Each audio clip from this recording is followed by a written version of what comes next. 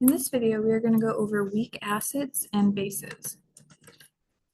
Weak acids and bases are characterized by their little dissociation in water. So weak acids don't completely dissociate in water.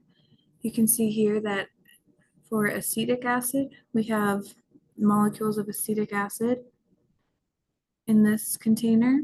When you add water, some of them remain intact, while others will completely dissociate. Or will dissociate from each other, ionize. So it's partial ionization, it's not complete ionization of every single molecule in there. Strong acids, on the other hand, every single one of the HCl molecules is broken up. The hydrogen ions are all separate, and so are the chloride ions. It's 100% ionization.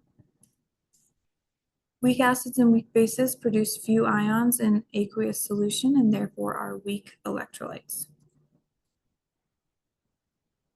Weak acids and weak bases have reactions with water and they are reversible.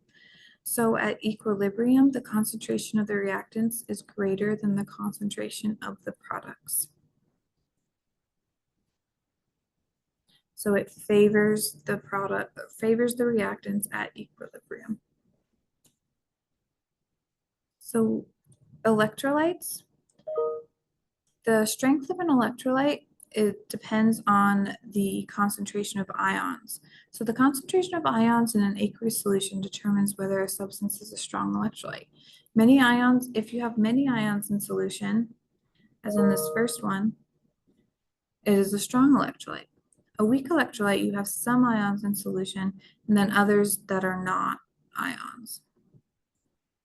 A non-electrolyte is when you have no ions in solution. There are no charged particles in the solution, and it is a non-electrolyte. Weak acids. Acetic acid and citric acid are organic acids. Most organic acids are weak acids. Carbonic acid, phosphoric acid, and hydrofluoric acid are inorganic weak acids. Any acid not listed in the 6 common strong acids table are considered weak acids. Weak bases. Common organic weak bases include nitrogen with non-bonding electron pair and carbon-nitrogen bonds. Common inorganic weak bases are hydrogen carbonate ions and the carbonate ion. Here we see that the ammonia is a weak base, reacts with water in a reversible reaction.